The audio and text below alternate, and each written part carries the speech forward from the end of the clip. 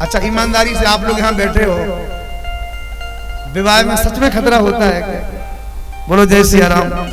देखो हम तो बहुत दूर हैं इस विवाह से, तो हमें तो पता नहीं है, पर फिर भी हमने ऐसा सुना है कि विवाह के बाद बड़े खतरे आ जाते हैं। बहुत से लोग कहते हैं विवाह का लड्डू ऐसा है, खाओ तो पछताओ, ना खाओ तो पछताओ। बोलो जय सिया राम। पर हम बड़े चक्कर में थे कि विवाह में इतनी समस्याएं क्यों आती हैं। तो एक बार हमने अपने पूज्य गुरुदेव से एक दोहा सुना। उन्होंने उस दोहे में कहा, रहीम दास जी कह रहे हैं विवाह क्या है? रहीमन ब्याह व्याधि है, रहो तो सको बचाए, पायन बेड़ी परत है, गाय बजाए बजाए। पैरों में ऐसी बेड़ी पड़ती हैं, गाते बजाते बारात लेके जाते हैं कि जीवन भर के लिए व्यक्ति फंस जाता है, बारात फिर नहीं छूट पाता। एक बार एक कन्या का विवाह हो रहा था। पुराने जमाने में कन्याएं विवाह के बाद विदा में रोती थी, आज के जमाने में नहीं रोती महाराज। अब तो टाटा बाय बाय करके चली जाती हैं ससुराल, अब नहीं है रोने की जरूरत।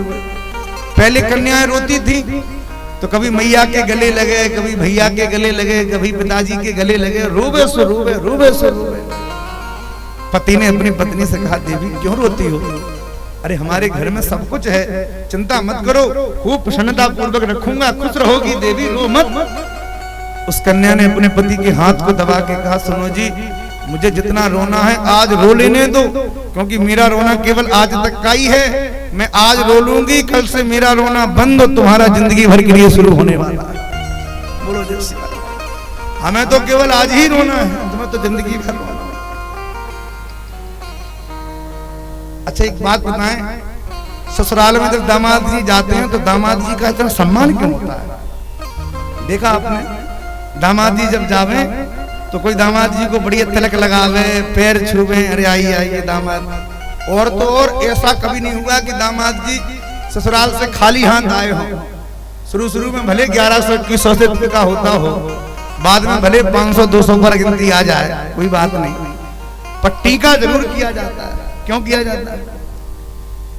दामाद का बड़ा सम्मान। एक महात्मा जी विनोद में कहते थे, महात्मा क्षमा करना, बुरा मत मानना, हम भी विनोदी स्वभाव के हैं, थोड़े कह देते हैं। तो महात्मा जी कह रहे थे, बोले इसलिए सम्मान किया जाता है दामाद का कि भाई दामाद से कहते हैं, भाई तुम बड़े वीर हो जो तुमने इतनी बड़ी समस्या का निदान अपने जीवन में स्वीकार कर लिया, हमारी समस्या को तुमने अपने साथ ले लिया, ये भगवान की बड़ी कृपा। देखिए माताएं समस्या नहीं है, माताएं तो समस्या का निदान है। पर समस्या वहां लगती है लोगों को जो विवाह के बाद गृहस्थोचित कर्मों से च्युत हो जाते हैं और मनमुखी ढंग से अपने जीवन को जीते हैं, उनके जीवन में ही समस्याएं प्रकट होती हैं। बोलो जय सिया राम।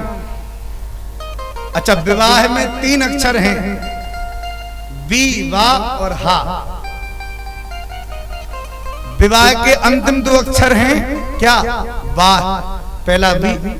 जब विवाह होता है तो सब लोग वाह वाह करते हैं, वाह वाह बहुत बढ़िया, क्या विवाह हुआ भाई, वाह। और जब विवाह हो जाता है तो विवाह के बाद में विवाह बड़ा परेशान होता है महाराज, ना हुआ होता तो ज्यादा अच्छे रहते, कहां फंस गए थे, रोने लगता है।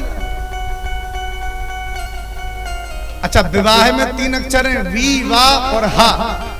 वी माने जो विवाद से मुक्त कर दे।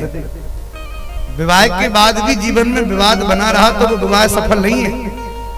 विवाह का मतलब है कि सारी समस्याओं का निदान, अब प्रेम से जीवन जियो। तो वी माने जो विवाद से मुक्त कर दे, वा माने जो वासना से मुक्त कर दे, और हा माने जो हरि से युक्त कर दे। वो सच्चा विवाह है, वो पूरा विवाह है जो भगवान से मिला दे, भगवान की भक्ति प्रकट हो जाए, वासना से मुक्त कर दे, विवाद से मुक्त कर दे, वो विवाह। एक बार एक ब्रह्मचारी जी जंगल में रहते थे, किसी गांव में भिक्षा मांगने के लिए गए। गांव से जब भिक्षा मांगी महात्मा जी ने, तो उसी समय गांव में किसी की बारात आ रही थी। जैसी बारात आई तो ब्रह्मचारी जी ने पूछा, कि भाई ये क्या चल रहा है, कभी विवाह देखा नहीं था। गांव के लोग तो होते ही है, अरे महाराज विवाह हो रहा है, ये क्या होता है। गांव के लोगों ने कहा विवाह होता है, बारात जाती है, पत्नी आती है, बच्चे होते हैं, परिवार बड़ा होता है, यही तो विवाह है। ब्रह्मचारी जी के सामने जब विवाह की खूब चर्चाएं होने लगी, जब खूब चर्चाएं होने लगी तो बेचारे ब्रह्मचारी जी के मन में विवाह का गणित चलने लग गया। रात्रि हो गई तो सोचा कि अब आश्रम तक क्यों जाएं, गांव के बाहर कुएं पर ही सो जाते हैं, सुबह चले जाएंगे। कुएं के घाट पे ब्रह्मचारी जी सो गए रात्रि में। जैसे ही सोए सोई ब्रह्मचारी जी को सपने में अपना विवाह दिखाई पड़ने लग गया। सपने में जैसे ही ब्रह्मचारी जी ने अपनी शादी देखी तो देखा कि मेरी पत्नी आ गई, और सपना तो सपना, पत्नी भी आ गई, एक बच्चा भी हो गया। पत्नी ने कहा कि पूरे बेड पे अकेले सो रहे हो, थोड़े खिसको तो सही, अपने बच्चे को तो लिटा दूं। ब्रह्मचारी जी तो कुएं के घाट पर सो रहे थे, थोड़े से खिसके तो कुएं के किनारे पहुंच गए और गहरी नींद भई, और एक बालक हो गया। पत्नी ने कहा थोड़े और खिसको, इसको भी सुला दूं। ब्रह्मचारी जी थोड़े से और खिसके तो कुएं के एकदम किनारे पहुंच गए। पत्नी ने कहा थोड़े और खिसको, मैं कहां लेटूं, मुझे भी तो सोना है। अब तो जैसे ही ब्रह्मचारी जी खिसके कि उस गहरे कुएं में धम से बड़ी तेज, जैसे ही कुएं में गिरे की आवाज लगाए बचाओ बचाओ बचाओ। लोगों की भीड़ इकट्ठी हुई, रस्सी डाल के ब्रह्मचारी जी को बाहर निकाला, फिर भी ब्रह्मचारी जी की आवाज न निकले, बार बार कहें बचाओ बचाओ बचाओ। गांव के लोगों ने कहा भैया बचा तो लिया, अब क्यों चिल्ला रहे हो। ब्रह्मचारी जी ने कहा भैया कुएं से नहीं, विवाह से बचाओ। बोले क्यों। अरे बोले सपने में देखा तो कुएं में गिर गए, जिनके जीवन में प्रत्यक्ष होते होंगे उन पे क्या बीतती होगी महाराज। चलो ये तो विनोद की बातें हो गई, पर अब आप लोग विवाह की मतलब समझ लो क्या है। 4 आश्रम है हमारे सनातन में, ब्रह्मचर्य, गृहस्थ, वानप्रस्थ और संन्यास। इन चारों आश्रमों में सबसे बड़ा जो आश्रम है वो है गृहस्थ आश्रम। इससे बड़ा कोई आश्रम नहीं है। गृहस्थ जीवन सबसे पवित्र और सबसे बड़ा स्तर है गृहस्थ जीवन का। अरे भाई राम कृष्ण भगवान को भी जब जन्म लेना होता है ना, तो भगवान भी किसी माँ की गोद ही खोजते हैं। भगवान आकाश से प्रकट नहीं हो जाते, किसी न किसी माँ की गोद में ही भगवान प्रकट होते हैं।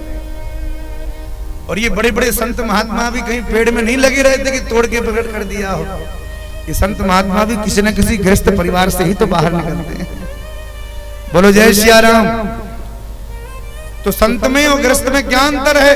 बोले संत में गृहस्थ में एक ही अंतर है। जैसे एक शहर के 2 रास्ते होते हैं, एक बीच से जाता है, एक बाईपास से जाता है। बीच से जाओगे तो तमाम ट्रैफिक देखना पड़ेगा, धूल लक्कड़ खानी पड़ेगी, और बाईपास से जाओगे तो एकदम शांति से निकल जाओगे। भैया जो शहर के बीच से जा रहे हैं वो हैं गृहस्थ, और जो बाईपास एकांत से जा रहे हैं वो है महात्मा। आगे जाके दोनों रास्ते एक हो जाने हैं, ना उसको अलग होना है ना उसको अलग होना, दोनों मार्ग एक हो जाएंगे। पर भैया रास्ते तभी एक होंगे जब गृहस्थ व्यक्ति अपने गृहस्थोचित कर्मों को करेगा और सन्यासी अपने सन्यास धर्म के कर्म में निष्ठा के साथ आरूढ़ रहेगा, तभी वो अपने धर्म में प्रखरता प्राप्त कर पाएगा।